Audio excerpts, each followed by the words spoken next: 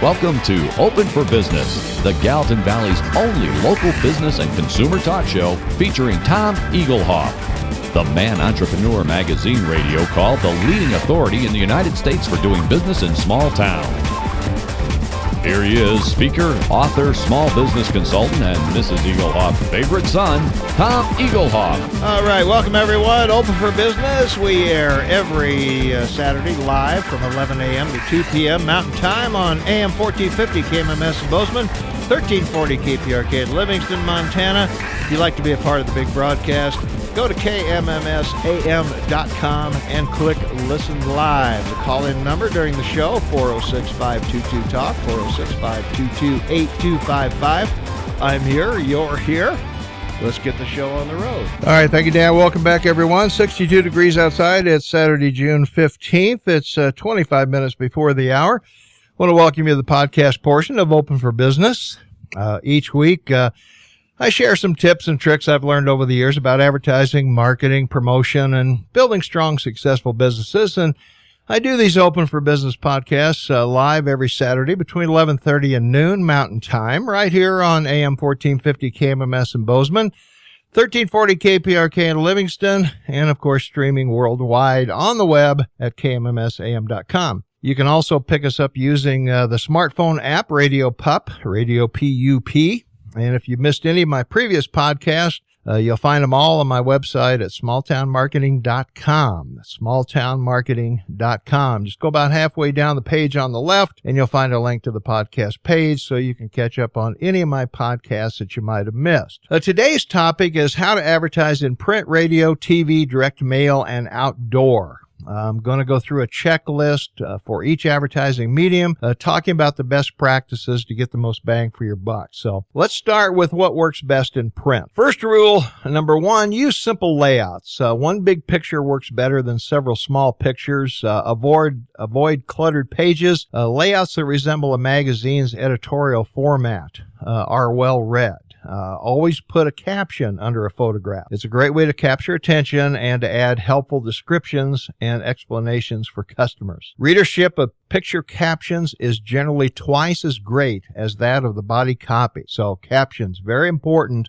in your advertising in print. Don't be afraid of long copy. People who read beyond the headlines are prospects for your products and services. Consider long copy if you have a complex story to tell, many different product points to make, or an expensive product or service that you're selling. Avoid negative headlines. People are literal-minded and may remember only the negatives. Sell the positive benefits in your product. Look for emotional words that attract and motivate, like free or new or improved and love. And don't be afraid of long headlines. Research shows that on average, long headlines sell more merchandise than short ones. Say what you need to say to capture attention. The headline is your lead to create enough curiosity for the customer to continue reading. Next, you want to look for story appeal. After the headline, a striking visual is the most effective way to get the reader's attention. So try for story appeal, the kind of visual that makes the reader ask, what's going on here? Photographs obviously are better than drawings. Research says photographs increase recall an average of 26% over artwork. Always use professionals to take your photographs whenever possible. It's money well spent. And look at your advertising the way it will appear in print.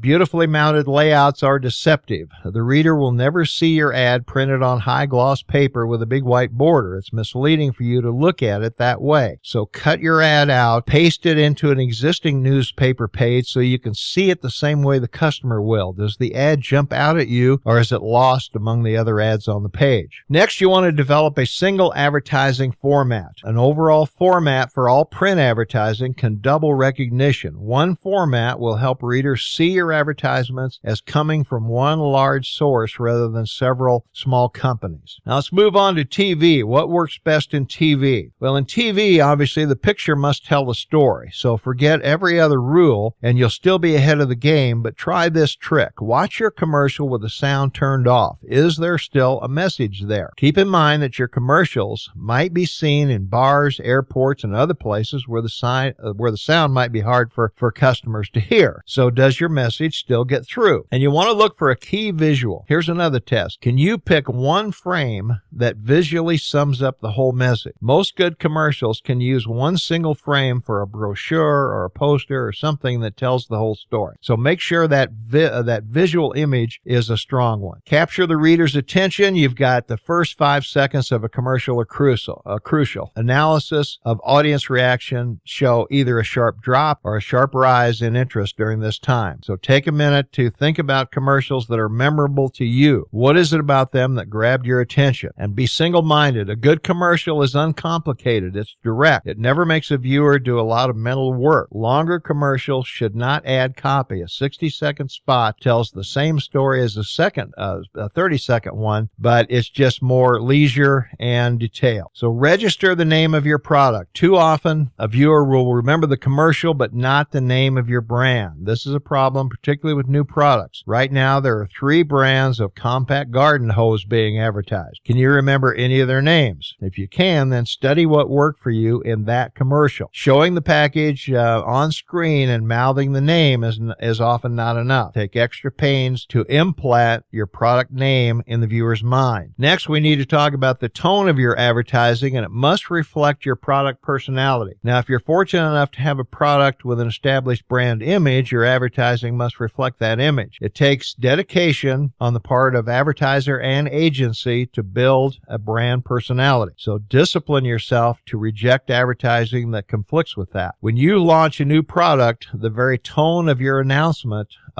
commercial tells viewers what to expect. From that moment on, it's hard to change their minds. Once you've decided on a personality for your product, sustain it in every commercial. Change campaigns when you must, but retain the same tone of voice. And you want to avoid talky commercials. Look for the simplest, most memorable set of words to get across your consumer benefit. Every word must work hard. A 30-second commercial usually allows you no more than 65 words. So a 60-second commercial, twice that amount, but be specific. Now, try this exercise. When you ask for 10 words to be added to your commercial, decide which 10 you would delete to make room for them. Now, here's a tip on how to get a free TV ad. The most costly form of advertising is TV. Nothing else even comes close. So how do you get your business on TV for free? Well, here's one way. You can give a prize or become a sponsor for an event that will be running a lot of TV ads. For example, every year we have a bridal fair here in Bozeman. So by donating a prize, your company logo appears on all printed and advertising and in all TV ads. You won't be alone, but it's a great way to expose your company logo and name to a large number of people. Also, don't forget about YouTube. You can put a homemade ad demoing your product or service on your website for free. Make sure the ad agency producing your ad will allow you to use it in this way.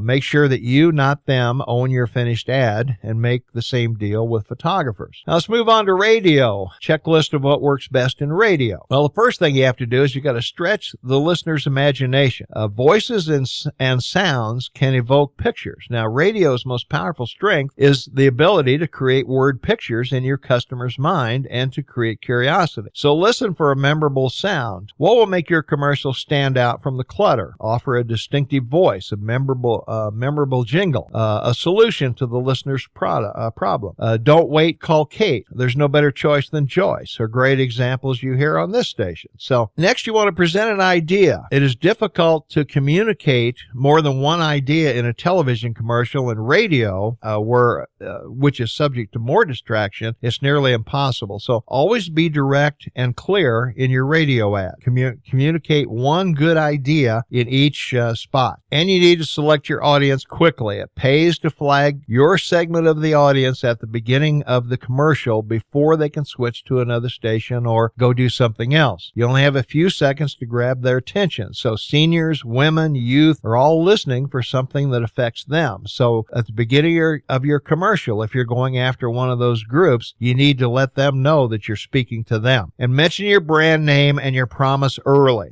Commercials that do so get higher awareness. It heightens awareness if you mention the brand name and promise more than once in the ad. So give the phone number at the beginning, give the phone number in the middle, give the phone number at the end. Capitalize on events that are going on around town. Radio is one of the most flexible mediums available. Exploit the flexibility of radio to tie in with fads, fashion, news, events, events, or particularly in Montana, you can always tie it to the weather. And radio is an excellent way to reach the teen market.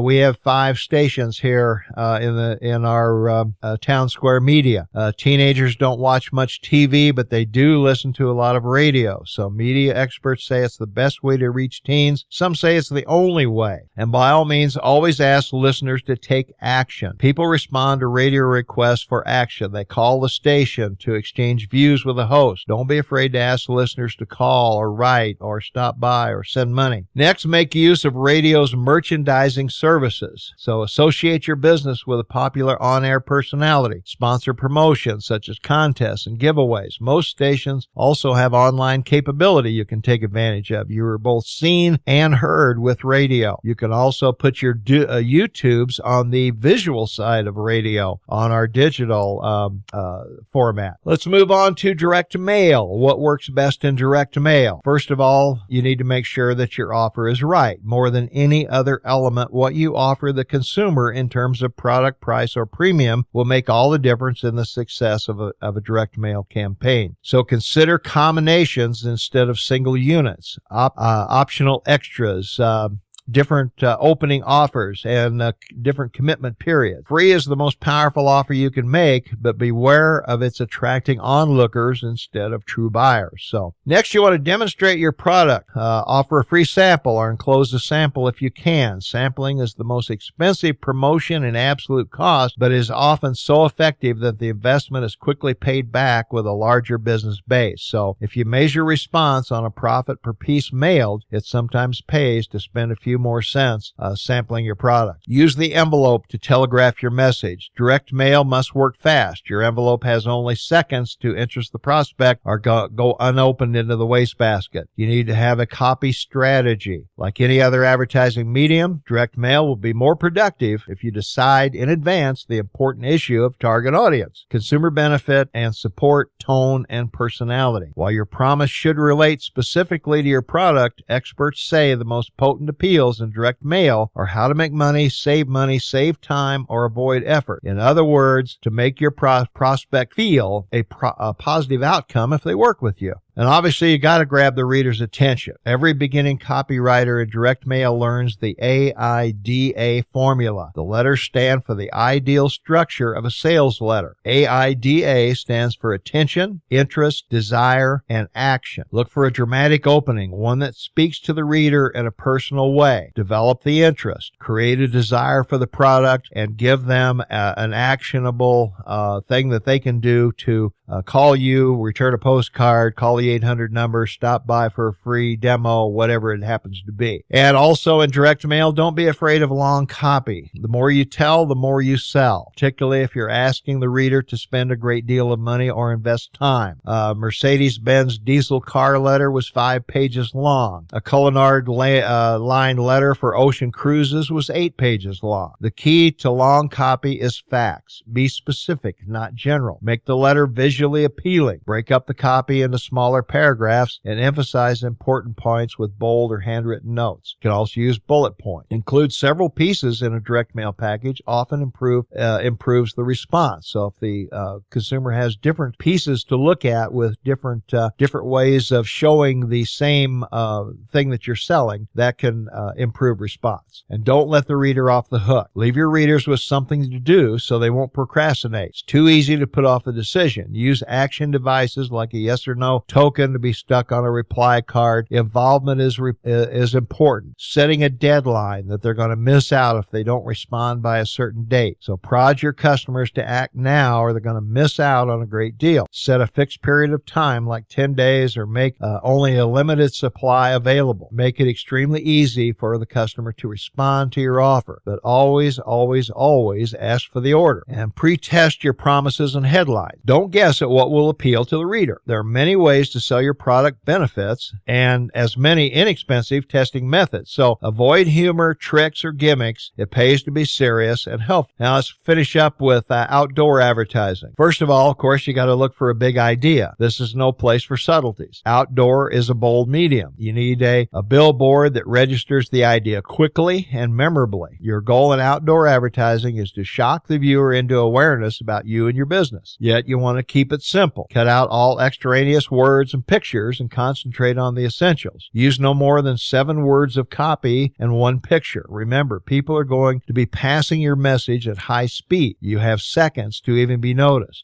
One trick you can do, take your business card, hold it out at arm's length, and that's about what a billboard is going to look like. So you can kind of experiment with a business card sized billboard and just blow that up. Personalize whenever you can. Personalized billboards are practical even for short runs. Mention a specific geographic area like Mount Rushmore or Big Sky or the Bridger Bowl or whatever, or the name of a local dealer. You want to look for human emotional content for memorabilia. People tend to remember kids, animals, or unusual situations, so pick your visuals carefully for the biggest impact. And use color for readability. The most readable combination in print is black on yellow, but not on billboard. Keep in mind that your message will be featured in bright sunlight and the dead of night, so make sure that your colors and images are going to work in various lighting situations. And use the location to your advantage. Many new housing developments capitalize on their convenient locations with a billboard saying if you lived here, you'd be home by now. So use outdoor to tell the truck driver your restaurant is just down the road or your store is across the street. Tailor the language and the models to your consumer. There's no cookie cutter way to advertise your business. The cheapest advertising is advertising that works. So never advertise anywhere unless you're confident it will produce more in revenue than it costs. All advertising must produce more than it costs. Advertising must be an investment. It can never be an expense. So the secret is knowing your ideal customer and their lifestyle. Once you have that information, it's much easier to match them up with the right advertising medium. And that's today's podcast. Hope for Business Podcast, live every Saturday between 11:30 and noon Mountain Time, right here on AM 1450 KMMS in Bozeman, 1340 KPRK in Livingston, and of course on the World Wide Web at KMMSAM.com. And if you missed any of the previous podcasts, you can find them all on my website at smalltownmarketing.com. That's smalltownmarketing.com. Just go about halfway down the homepage. On the left, you can catch up on any of the podcasts that you might have